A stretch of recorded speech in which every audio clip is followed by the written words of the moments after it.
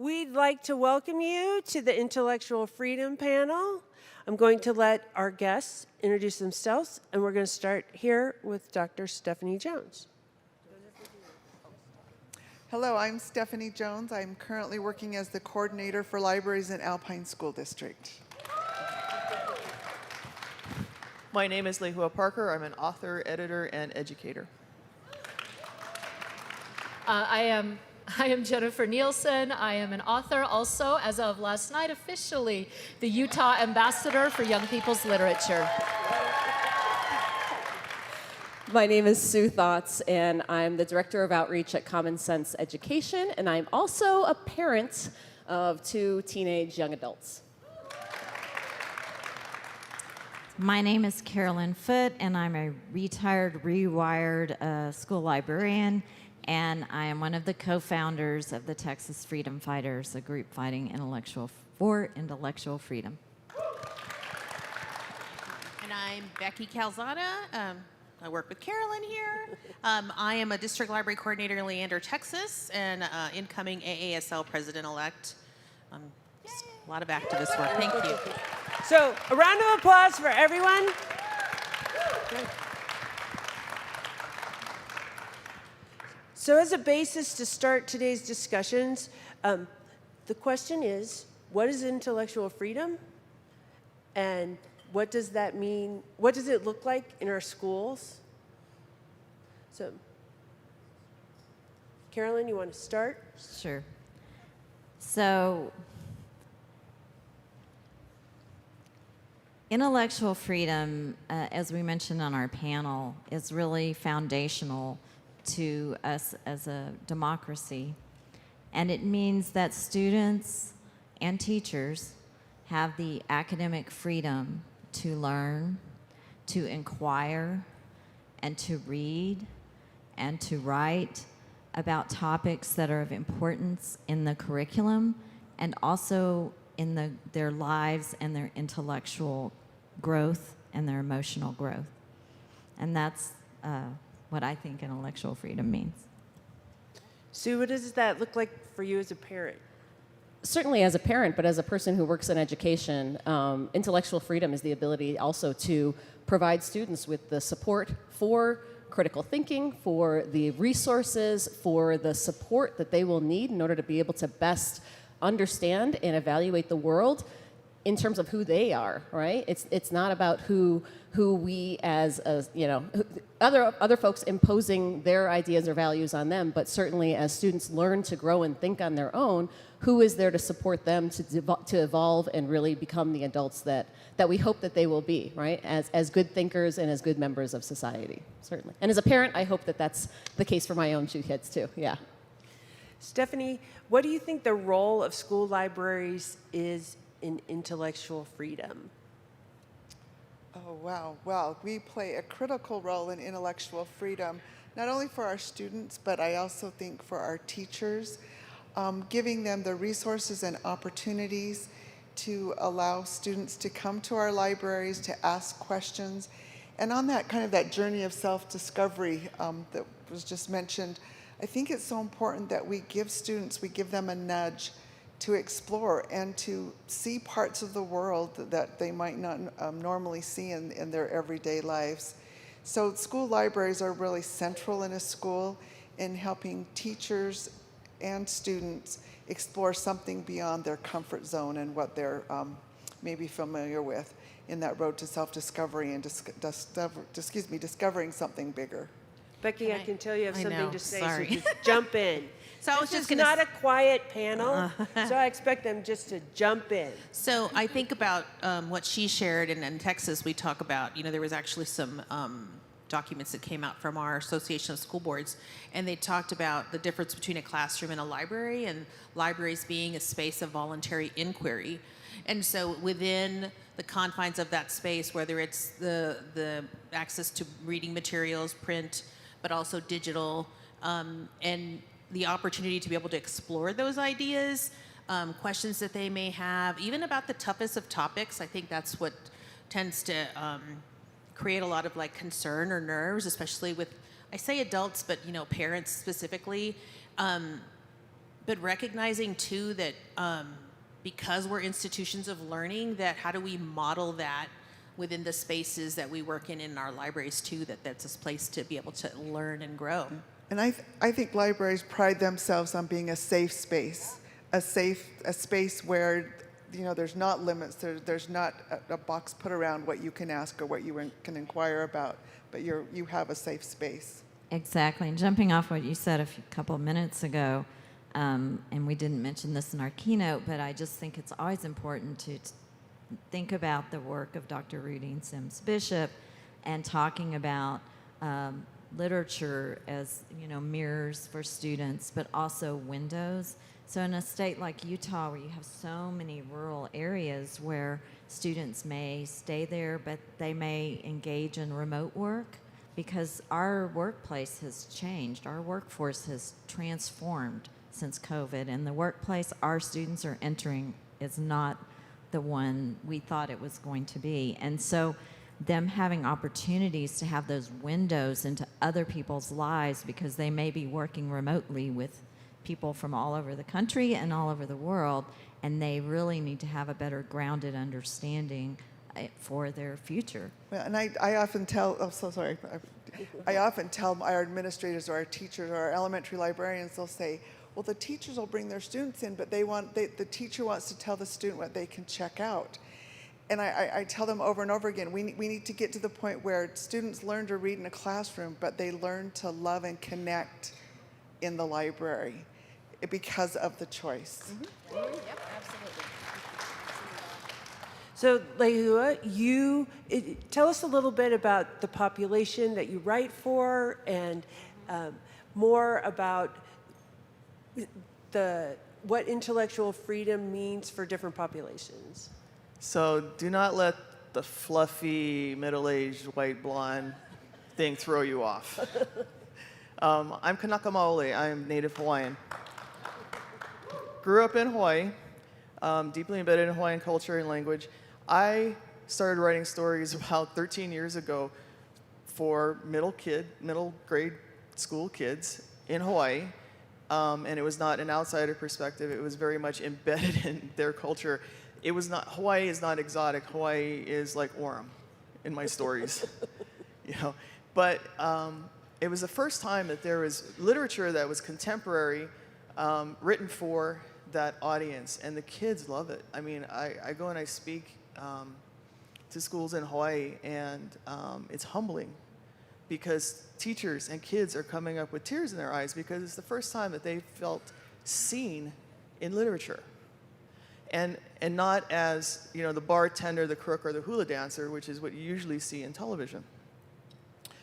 I spent a lot of time telling kids that their voices are important, that they can tell their stories in their own language, in Hawaiian, in Pidgin, not necessarily just English. And they can write stories that are about how the mangoes get ripe in the backyard and how they eat papaya with a little bit of lemon on it instead of, you know, snow falling in the mountains. Because when I was studying literature as a kid in Hawaii, they had to teach us these kinds of things. They had to say, what does it mean when the trees don't have leaves?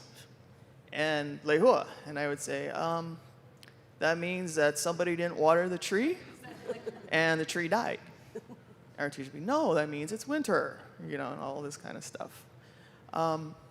So it is vitally important for everyone to have the opportunity to see themselves, their authentic selves, in literature, in media, in ways that are positive and make them feel seen. Jennifer, you write books about teens who are courageous and fearless and fight evil. How does intellectual freedom affect, like, these stories that you're creating and your experiences when you visit schools? Wow. So yeah, I do. I write pretty, kids who are up against really major conflicts. You know, kids who are faced in war situations, kids who are faced against, you know, the structure of the Berlin Wall, whatever it might be, and I do so because what I explain to kids is that all of the characters in my books, they think they are just regular, everyday people. And then I put them in these really difficult situations, and they become heroes. And so I tell them I write these books so that kids understand that the people who become heroes, they're not extraordinary people doing extraordinary things. They're regular people who choose to do something extraordinary. And it becomes important. I'll just share one brief example of what that would mean in my context. A couple of years ago, as the book banning sort of thing was rising up, I was at a private school in Ohio, and there for 2 days. And the first day, this adorable young man comes up to me and he said, well, I have written a story, but my librarian has it. Can she send it to you? And I said, absolutely. And he came back a couple of hours later. Has she sent it yet? And I said, no, not yet. And he came back a little later. Has she sent it yet? And I'm like, dude, are you never in class? Like, how are you able to keep finding me? But at the end of the day, she sent it.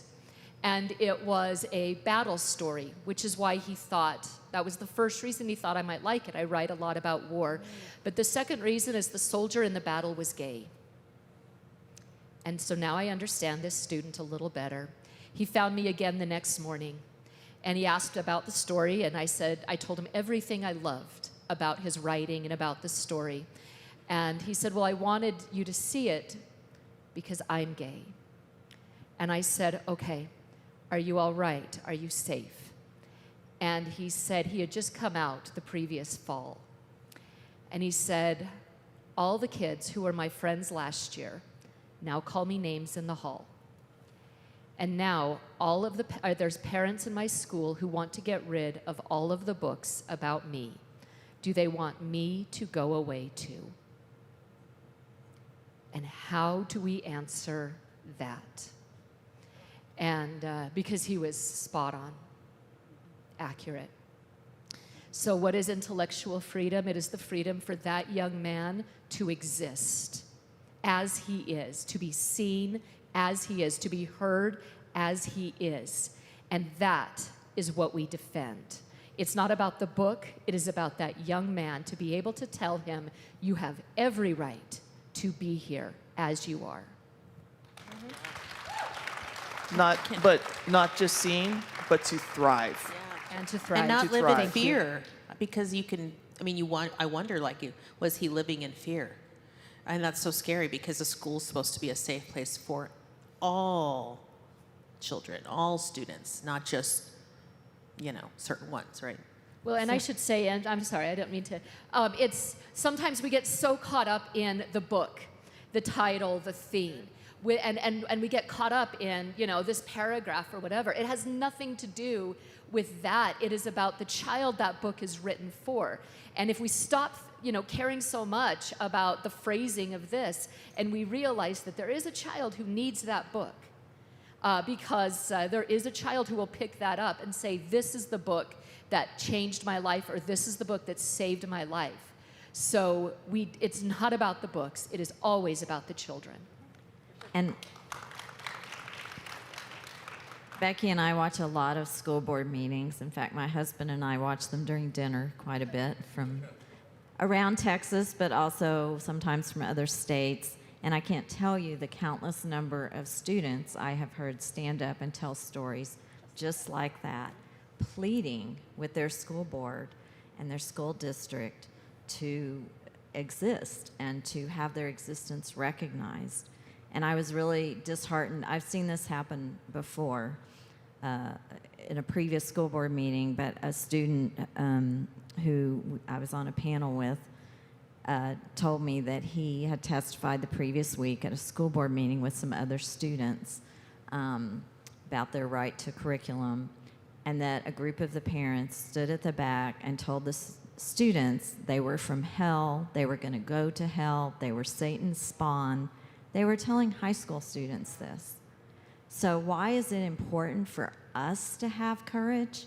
Because we're not kids, we're adults. We have professional practices, we have networks to lean on, and it's so important that we really, really examine ourselves and make sure that we are following our policies and practices and ethics so that we are supporting those students who are pleading for their own curriculum. I see a lot of, we do a lot where we curate collections of diverse representation and try to make recommendations to families and to parents and to librarians and folks who are looking for books that have diverse representation. We're trying to highlight the quality of a lot of these great books and movies and video games that have diverse representation that our kids need. And a lot of times, you know, at Common Sense, we do get comments back from people specifically who are just, you know, stating all this outrage. I'm sure you've seen them. I'm sure you experienced them. And it is so disheartening to me. And it makes me wonder sometimes, like, should we be highlighting, you know, it makes me question, like, these are being weaponized against us, right? Against those who want to see the good and see the positive. And we do our best to make sure that parents are aware of what's the content in these. And, you know, we try to highlight positive role models and diverse representation and all these great things that I care about as a parent. But at the same time, when it's weaponized against you, that's hard. But what I have to remember is, as a parent who does not have a wonderful librarian in my life, right? Like, we don't have a school librarian. There are so many parents out there who don't have a fantastic person who's making these recommendations to them. Where would I go, right? How would I find this kind of content that's so good for my kids? And, you know, whether my kids are queer, whether they're, you know, folks of color, whether or not they need all of this content in their lives, right? So for us to be able to provide that recommendation to folks, I mean, that very much outweighs, I think, some of the weaponization of the content that's being used against us. And I wanted to add, we all need this content in our lives, not just the student who identifies, but it's that window into the lives of others. You know, regardless of what the demographics are of the communities where we live and teach, that all of our students need all of this content so that they can grow into these empathetic, loving, kind, considerate, understanding individuals that are the people we wanted to run our society when we're old and we need help. Yeah, so. Well, we need to humanize those that we don't understand. Right. And it's really easy, as you mentioned, standing at the back of a boardroom to call someone names or on social media when they're not a person that you know and care about. But by humanizing and through literature and through reading, you get to know someone outside yourself. Because if we only surround ourselves with people like us that we agree with, we'll just become more polarized. And I think, you know, books offer that opportunity too, even if we don't agree on a topic, but the book, the characters, the situation is the entry point to have those conversations, to understand, well, why do you think the character did that? Well, why do you think the character did this? I think about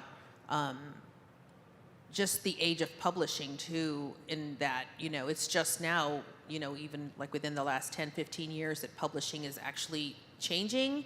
You know, we've seen reports like from Lee and Low about the diversity in publishing, and it's not where it should be. It still needs, there's still work to do. But I think the other piece of it too is that as professionals, we need to be asking for more books that are diverse, that are representative of our communities. But even if if we don't have, you know, say, correct, that those books are there so that we can understand that world and that, you know, what that lived experience is. And I can't tell you how many books I read, and I was like, you know, like I talk about, like I just recently was on a panel with Angie Thomas. Just love her. She's amazing. And I told her, I remember when I read The Hate You Give, and, you know, I will never understand the experience of a black person. I can't. But through that book, I can better understand what that family went through, that experience was, and any book that's written from that perspective is going to help to open my understanding so that I can also pass that along to others that maybe might have some mindsets or preconceived assumptions about, you know, certain races and that sort of thing too. So I think that books offer that opportunity, and I think that's an important thing, and it's a disservice if, you know, we're not providing those kinds of books to our readers too. And I want to just call out something like a national statistic. So nationally, like 15% of, you know, 18 to 25-year-olds are considering themselves LGBTQ.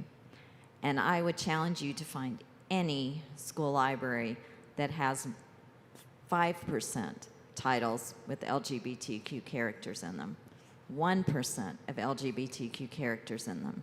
And so we can't deny the existence of students that are right in front of us who are already struggling, possibly because maybe,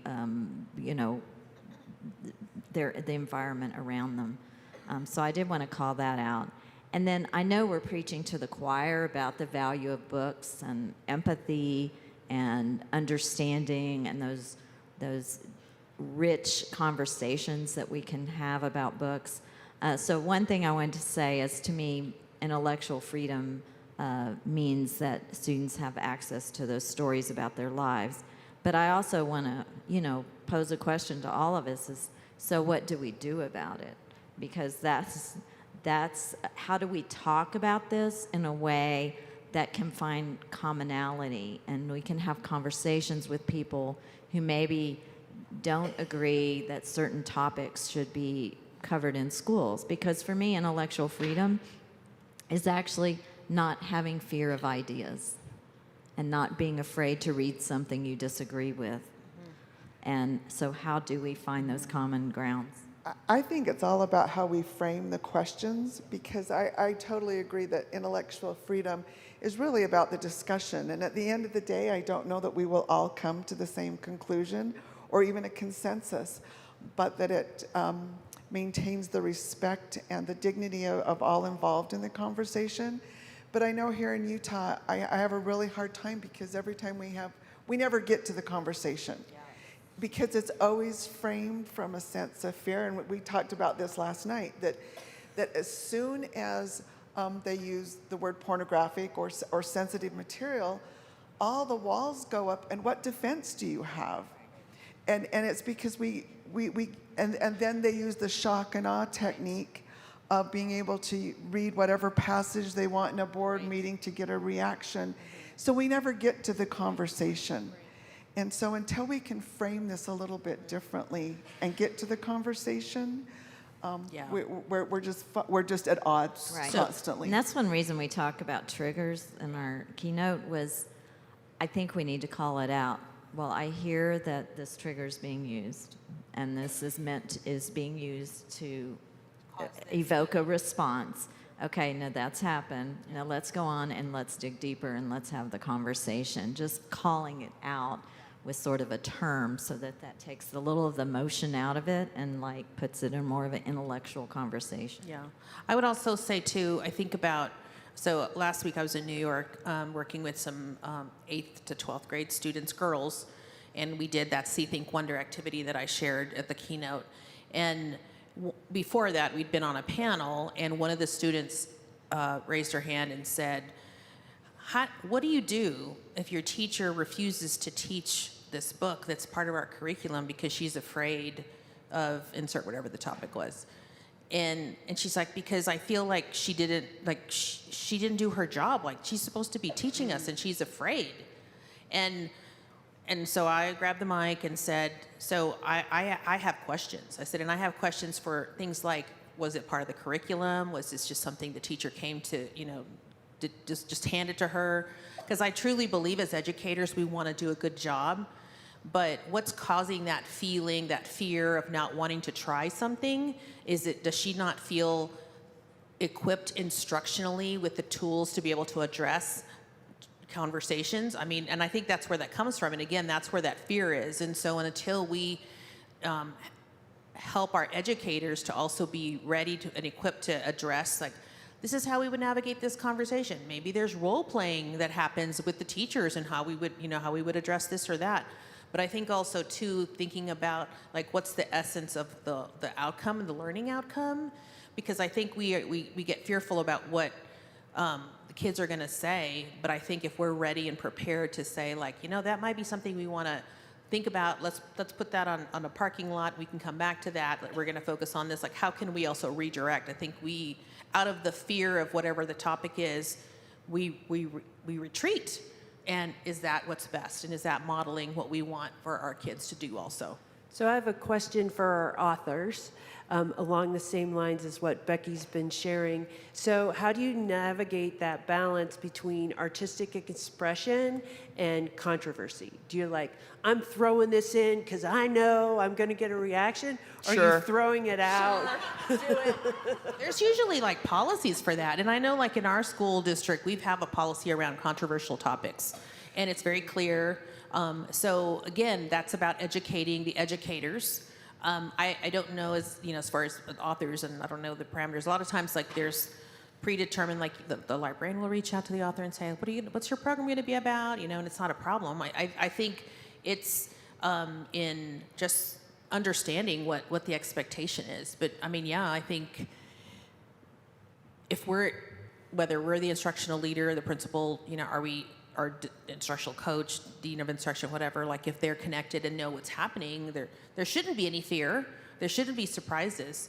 Well, I think she was also asking the authors, do you put it in there on purpose? Do you, how are you navigating as a writer? Because it must be kind of crazy right now. Yeah, it can be. In my own process, I have an audience that I'm writing for. I know I have an image of my head of the kid that I'm writing this book for. I have an idea of what I want to say, what I want the kid to feel, think, do at the end of the story. And then I craft adventures and things to happen through the story that build to all of those purposes. My stuff isn't controversial, except that there is no white culture in it because it's not relevant to the story. And some people might find that controversial, but it's completely blank. There's no it's good or bad. It's just not even there. I do have a character in my head that is LGBTQIA, but has not been written that way yet. It's the seeds are there, but it's not in that story. And so as the stories continue, I'm thinking about pulling that out more, again, for that representation. Does that mean my books won't be in some school libraries? Maybe. But I know that there's going to be some kid in Hawaii that's going to go, that's me, that's my cousin, that's my friend, that's my family. And so for that kid, I'm going to write that. Yeah, I think we all have our duty and our responsibility, and every one of us plugs into this industry in a slightly different way. For Lehua and I, it is about creating the story, and then we have editors and gatekeepers who look at it and say, okay, well, where is this going to be most appropriately fit? All of you, as educators and librarians, you have your role. And that is to curate your collection for your population of students. That is literally what you are assigned to do. And there's this, and so we all do our jobs to the best of our ability. And that's when we start to make magic happen for kids, is when every single one of us is plugging in to the best that we can. Part of the problem we have is that there's been this, particularly of librarians, this growing disrespect of the job you do, and I know you feel it. Oh, you just sit in the library all day and read? Oh, and the people pay you to do that? I wish. Right? And there's that perception, right? So then you become the Chromebook managers, you become the tech support people, or they say, well, we don't need an actual librarian because heaven knows you're paid so much money that we could just put a volunteer in your place. And we see this nationwide, this disrespect. Well, what's the thing to follow then? Is to minimize your role and say you need oversight. Because for some reason, you may not know your own school population. You need this, these other gatekeepers to monitor you. And so there becomes a break in the links of these chains that we all form. And so, for me and for Lehua and all authors, we are writing the story that is there. And we fight against the concept of one story, that there is only one narrative to be told about any given subject. And so the problem is when we start to ban books, we filter everything and we funnel it into one story. And that is not a realistic reflection of the world. And so when we break that link in the chain, all of a sudden, that magic that we are creating for children ceases. and children walk away from books, which are the most powerful things for good in their lives, and that's when our society begins to suffer as a whole. Let's give it up for books being the most powerful thing in their lives. Did anybody, there was something in the New York Times, I don't know if it was a couple of days ago, there was a teacher in New York that reached out to Tommy Orange and sent a letter. He'd been teaching his book There to seniors a couple years, but this particular year he was just in awe with the conversations that these students were having. And so just on a whim, this teacher reached out, sent a letter to the editor, because he knew that Tommy was going to be in town. And so somehow the publisher made it happen, and he sat in this classroom and listened in on the conversations of these students. And he talks about in this New York Times article about how he just was just in awe, and he'd never heard such a rich conversation like that. And I think that kind of speaks to, like you said, the power of books, but like if we allow the opportunity, it's going to affect readers differently. Not everybody's going to feel the same thing, and that's okay. But like, we should also just trust our students. I think our students are really good about telling us, like, I don't like this book. I don't want to read. Okay, I think, how do we also just give them the agency to participate in that process too? I think that's something too we maybe don't articulate to families, and I always say families, not parents, because we need to acknowledge that kids may be growing up with different people than their parents. And so I think we automatically cut some kids out when we just say parents all the time. And what was I talking about? Tommy Orange. Yes. Students agency. Yes. Rich conversations. Can I bring it It'll back to come what back. you were asking about earlier? It'll come back to me. Carolyn asked earlier about what we do, and how do we do this moving forward? Do you want to pack? Go ahead. Okay. And so I was thinking about, one of the things that you mentioned in your keynote was Casey Boyd and the work that she's doing as a librarian to tell the stories that are going on in her library. And I think, literally you guys authors are creating stories and pushing them out for folks to see. You're doing your job and you're doing great. But I think as educators, and I think, those of us who are close to kids need to do a better job of telling that narrative of their experience. Certainly, I can tell it as an adult, right? I can say, growing up in this tiny white rural town where there are no other folks of color and seeing Claudia Kishi and Babysitter's Club, like, oh my God, right? Like, wow, I know we have Claudia Kishi fans here, right? So seeing yourself, but not only connecting with that, but also seeing that my friends are reading about this character who I identify with as a Japanese American, right? This is something that not only is something for me, but I'm also seeing the way that my friends are reacting to this. So telling stories like that about kids that identify with these books does that push back against the dominant narrative now of why we are banning books? And when we tell the stories of these kids, and when we tell the stories of librarians, and when we literally tell, good stories and add to the pool of the quality content that's out there, I mean, that should be the dominant narrative. It's not ban these books because they're going to give our kids bad ideas or turn them all gay or whatever, right? We get told a lot of don'ts. Don't. And I think if we can swing the conversation more towards what do you want us to do? How can we support students? What are the goals? And when we get off that negative train and we get people thinking more positively about what librarians and libraries can do, I think that's when we start to make progress. Right, and I think the whole idea of what is the ultimate goal, what is the behavior, what do we want students to learn and to be able to do, and what families or parents, and the whole idea that you can choose, but that choice also means if you don't want to finish the book, it's not speaking to you, you can return it. You have the autonomy to make those decisions for you and your journey, but you don't need to make that decision for everyone else. And I think empowering students to discover their why and why they're reading and what they're looking for in that journey is just as important. What is the end goal? That segues right into my point.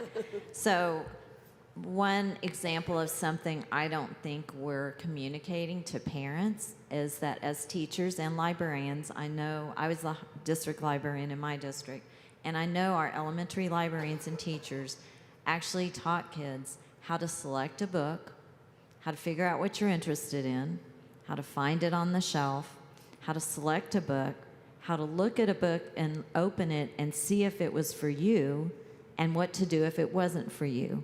I know that kindergarten and first Still grade happening. teachers teach that. But do parents know we teach that? Do family members know that that's something we specifically teach kids? Because they need to understand we're not just throwing kids into the fulcrum of, a huge library, and that we haven't given them the foundational skills. Go ahead. And the second thing I wanted to tie into as something we could do that really struck me when you were talking about seeing yourself in a book is I don't know that we have conversations with those family members or community members who are bringing a complaint, like a one-on-one conversation, and go, what book did you see yourself in? Because as I was talking, I thought, well, I'm a white woman, but the person I saw myself in was Jo in Little Women, who wasn't like the other girls and wanted to be a writer and read everything. But are we just asking these, persons? Now, I understand many of them have an agenda. They're maybe not interested in having a conversation, but still there are people who are on the, edge of that, who may be willing to engage in that conversation of what book did you see yourself in, and what did that feel like? Now, don't you want other kids to have that experience that you had as a reader? So for me, it was this picture book called The Big Tidy Up, because she was brunette. Because I lived in a world with blonde princesses, and then there was this picture book with a girl who had the same hair color as me. We're going to take this opportunity to have you ask our panel questions. So is there someone who has a question? It's like a comment, kind of. I know you said you're preaching to the choir, but as a librarian, I think it's important for us to hear from others and feel the support from others, because I don't know about all of you, but sometimes I feel so isolated.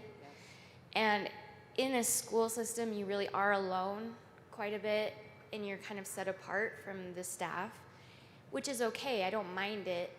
But when we do have problems, sometimes those coworkers will take a step back for a minute and kind of let you deal with it. Like I said, I'm okay with that, but it is so refreshing and to feel heard. And I guess I just want to comment and just say that, like, it touches my heart to know that there's others that have the same ideals and ideas and convictions, and that we're not alone in this. So Censorship is very isolating because, yes, often librarians are the only librarian in their building, sometimes in their district. And censorship is meant to be isolating. It's meant to single you out and go, you made a mistake and you're an awful person, and we're going to put you on the carpet and we're going to draw attention to you and we're going to question everything about you. So we have to understand that that's like part of the intention. But also, we want our teacher friends to be allies and our administrators, but it is still, we're the only one in our building with that job, so it is very isolating. I do think that's also why it's important to find even one or two thought partners. Like Becky and I actually were that before Freedom Fighters with a couple of other colleagues. But I also want to say I hear you, and it is hard, and we are not alone. You're not alone. Agreed. I also think, too, hopefully you're not the only librarian in your area, that there's others. I know that I always encourage, I'm a big relationships person. I think it's important that we connect because I also, like we shared, we're stronger together, but it's especially in those times when we're feeling really vulnerable that we need to find a partner.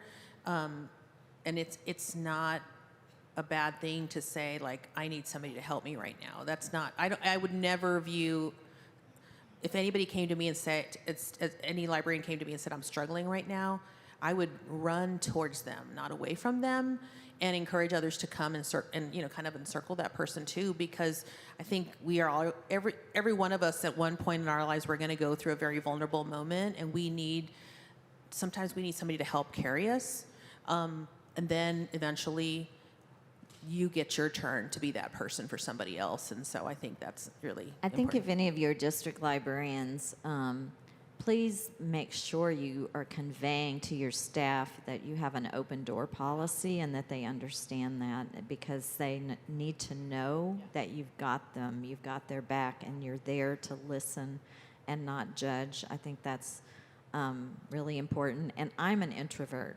So I love being around people, but I'm also kind of shy. And so it's hard for me to go, if I'm in some situation, I kind of go in my head, I struggle with it, I read about it. But so we have to be intentional about going, I'm going to have coffee with this other librarian once a month right now because it's just a hard time, and I need to do something intentional outside my normal comfort zone to support myself. And this is my shameless plug for the state association. So we know that we are not, that we're singletons most often. And please, email me, write the board. We will provide support, direction, action, listening ear. We'll send Davina out. She can have coffee with you. Whatever you need, we're happy to help and support, because we are in Utah all in this together. Things that happen in Davis or Alpine or Canyons or Nebo or North or South or East or West, it all affects us. Gretchen, may I just say one thing? Things are changing. They're under the surface. Nationally, authors are organizing, and just starting this week, Utah authors are beginning to organize. We will have your backs. I know that many times you are not in a position to speak up because your job, your freedom, your financial security, your social media, we know there are places you are at risk. We are going to organize. If you have school board meetings, you need people to show up, we will come. We will speak for you. The day of you being alone and feeling alone, it is over. We have got your backs. And check out Authors Against Book Bans, which is the new organization that's launched nationwide. A person in Texas launched it. All right, I guess it's my turn. So first of all, thank you all. I want to share a comment and then a question for you all, because a lot of what you all are bringing up, I think the conversations and the approach it extends far beyond just books. And I want to point out a couple of things. So one, I want to share a quote with you all that I'll share with everybody here from one of my personal heroes, who I was not permitted to read in school, but I was assigned to read his books by my father, and that's James Baldwin. And the quote is, "I imagine one of the reasons people cling to their hates so stubbornly is because they sense once hate is gone, they will be forced to deal with pain." And so I share that with you all, and I bring that up because, and my question is going to lead to my question with you all, is because, I look at the pattern of everything from the dialogue about critical race theory to diversity, equity, inclusion to conversations about race to all these things about books. And it follows a consistent pattern, and that is ignorance leads to fear, and fear leads to destruction. And that's what's going on right now. And the only way to counter that, which I'm happy to hear you are saying, is to look at how do you build community. And so one of the things I think is a kudos to you all is this is a tech conference and a librarians conference. And so for all of you to not feel like you are working in isolation is to form your community and find your people that aren't limited to your geographical regional connections. Like, we're at a tech conference too. My question to you all that I want to know if any of you have had to deal with this is, one of you had mentioned they bring up in the conversation of books, they bring up prostitution, the pornography. That is often a distraction, and that is the point. And it's a gaslighting tactic called switch tracking, Because if I can't address something directly, I'm going to find something adjacent and serve as a distraction. And what I find that happens, and this is leading to the question for you all, is that we often get bogged down in the distraction, which we spend all of our energy on that, not addressing the thing. So my question to all of you that I think would be helpful for me as well as for the audience is, how have you all navigated that specific conversation? So before I was a writer, I taught in Bountiful, Utah, and I was the debate coach. And and I valued it because I thought there are very few places where children are taught to think. We teach them very well about regurgitation. Can you spit back what the teacher taught you? And the start of the year, it would be, and I would choose any topic, so what is your feeling on capital punishment? And the kids would raise their hand for or against, and I would say, why are you for or against this? And they wouldn't know. And then I would say, they'd say, this is what my parents believe, which is where we get it. By the end of the year, it would be, they would be able to answer that same question, and it was always in nuance. Well, this is complex, and you have to be able to consider this, and there are arguments for and against. And so what do we get down to the thing?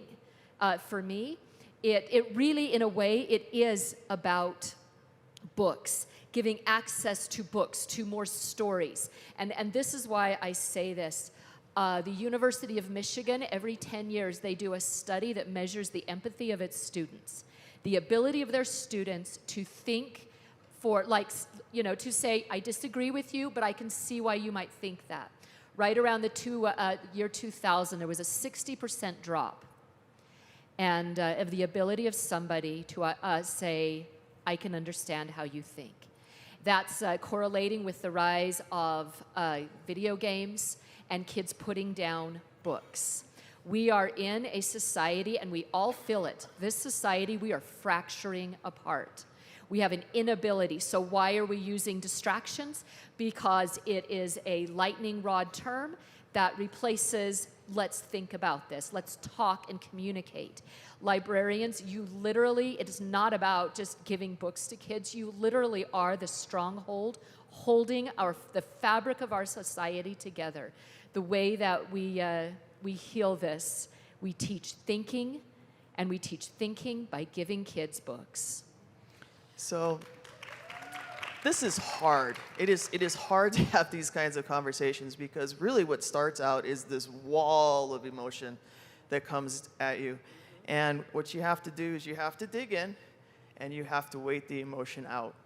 And you have to let them get all that emotion out, and you do reflexive listening. I hear you saying this, I understand this, until they feel heard.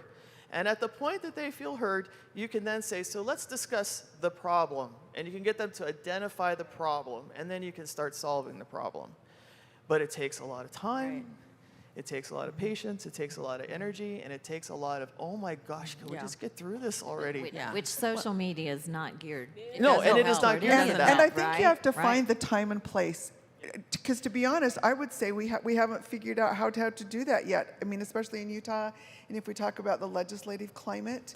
And I think it needs to be more done during the off session, when a legislature's not under a real time constraint, when the media is not covering every move that everyone's making, to have that conversation in a real way, where we can slow it down a little bit, agree on what we agree on, because I know there's common ground.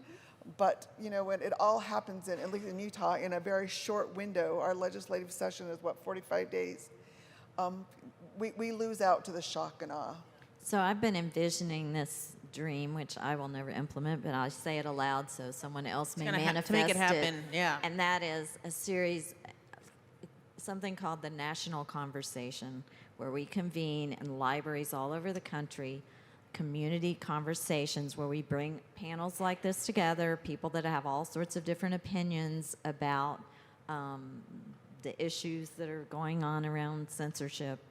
And, people have to be selected who are willing to engage in that discussion, but that we model for our communities a deeper conversation, opportunities to have a deeper conversation, and that we invite lots of different people in. I was recently on a panel with the CEO of the Interfaith Alliance, and that's a piece of the conversation that we as school employees don't always feel quite comfortable being part of, but they're an ally in supporting access to ideas because interfaith. They believe that people can have different ideas and get along. And so I think, anyway, so that's my sort of pie in the sky idea of sort of convening us to have those conversations, because we have to break out of sort of the social media network in order for that to happen, because we do have common ground that gets forgotten. We all care about students. We all care about kids. Right. And we care about their future, and we care about them intellectually. But as educators, we also care about, them as a whole being. And so do their family members and their other community members. And that gets lost in all of this. And I'm just going to close with, I was actually just having a conversation this week with a brand new principal. I mean, she's not even been on the job 6 months. And somebody posted something about a book, said it was pornography. And she's on the phone with me last night. Why, what? Like, she just didn't know. And she just like, can we just get the book? And so I had to explain processes, but also explain the whole point of like the use of that word. And she realized that, yes, that word was affecting her. And I said to her, we have no pornographic books in our libraries. I need you to know that. I was like, might a book not be the right fit for a middle school? Maybe it should be a high school book, maybe. But until that person comes, says, I have questions about this book. Can we look at it? Can we review it through your process? That's the opportunity. But there will be people that will continue to use those kinds of terms to weaponize, to create conflict, to create trigger a community. And I'm going to say we'll probably hear more of that as we get closer to elections.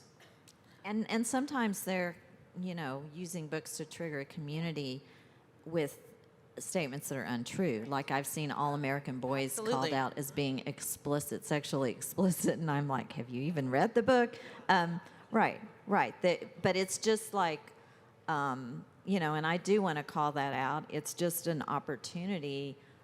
They're using, I call it the Trojan horse. Use the word pornography, then use that as a Trojan horse, and inside the Trojan horse, get rid of books about race, racism, LGBTQ topics, get rid of librarians, ideas you don't like. Put those inside that Trojan horse, but shout pornography so people don't see that what you're really doing. Okay, so just really quickly, I just wanted to put in a shout out for our students. I've been a librarian for over a decade. I'm now a library supervisor over a very controversial district in the state of Utah. We're always in the news. Anyway, but what I wanted to say was our students are the biggest voices that we need to activate. We say we're here for our students. We say we're here as educators to educate them and help them to think critically, but how are we activating them and using those skills? I did a training for our librarians, and I took the ASL Knowledge Quest article about civic engagement. And our libraries are spaces of civic engagement. They're the neutral spaces. And I encourage our librarians to be civically engaged and teach their students how to be civically engaged in public discourse through the things that they read. Our students want to be heard. They have voices. We're in the state of Utah or in other states, and nobody's listening to our youth, and that makes me very angry. I want our youth to have a safe place to be who they are and to express who they are, why they love books, why they see themselves in these books, why they are important. And even if it's about sexuality or whatever it is, our students need to be informed. They are our future global citizens. Right. They will be our future legislators. They will be our future educators. So we need to provide them a platform and a place to get together safely and be the voices. I see a lot of adults. We're all talking. We're all saying we need to do this, we need to do that. But what do our students want? So and I think that's so important. Yes. So I'm so happy you read that issue because that was the one I edited. I didn't hear much feedback, so I wasn't sure. A couple things. One, I want to highlight a Texas librarian, Lucy Podmore from San Antonio. What she did to engage students was, I forget what she called So it. first for Halloween, she dressed up as intellectual freedom Barbie. She was in pink, had a banner, had like Pico versus Miller. I mean, she had like all the different court cases. That was one thing. Yes. So then she set up for Freedom Week? Is it Intellectual Freedom Week? Freedom Week. Freedom She set Week. up Freedom Week, and she set up kind of experiential tables for students to go to. And so she had information at one table. She had yeah. examples of books. She had a voter registration So table partnered that with kids her social manned. studies So- teachers yeah, and and so she curriculum. made it a whole learning opportunity. But the other thing I wanted to call out was you're right about students. It's a fine line because we can't be seen as like we're activating students, but there are organizations that are like NCAC, National Coalition Against Censorship, has like a whole student stuff. PEN America has had some student panels. Some students in Texas started a group called SEAT, and they would be happy to talk to other students about how they did it. And they've now got students from all over the state. They've spoken at the legislative hearings.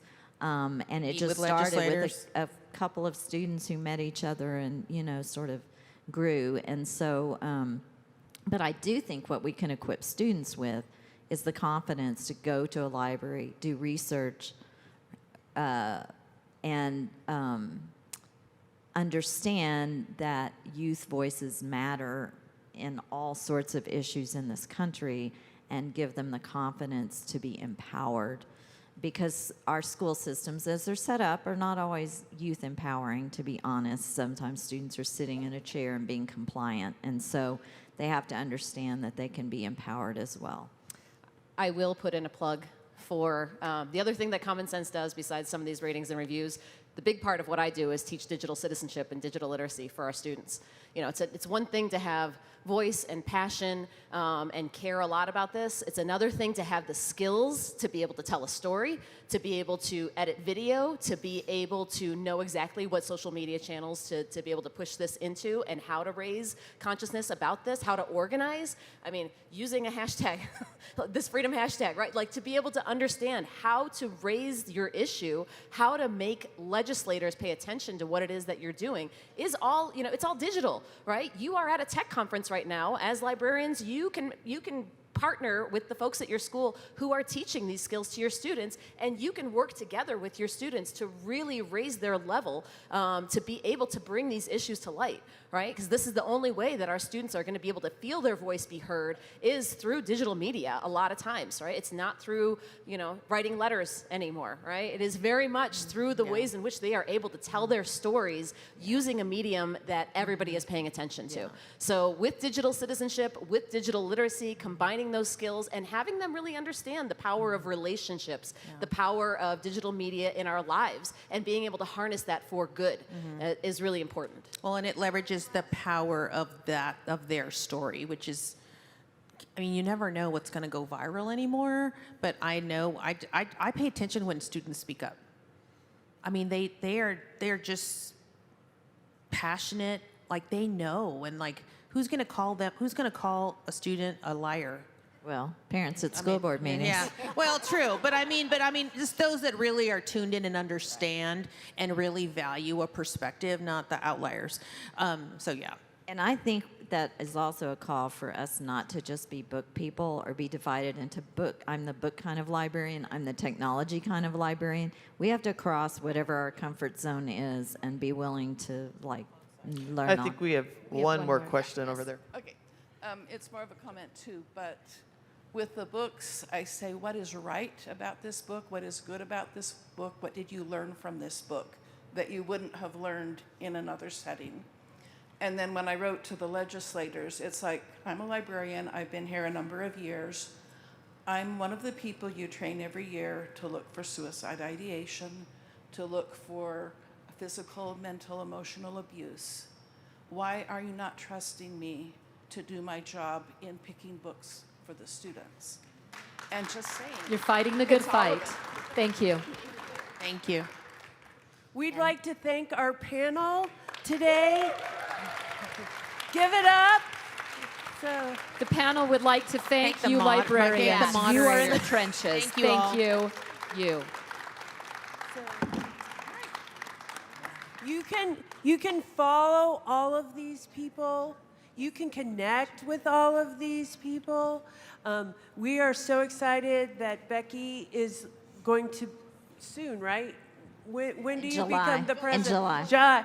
July, she becomes the president of the American Association for School Librarians. So we're all here to help you do our best for students. Thank you. And feel free to get in touch with any of us. Yeah.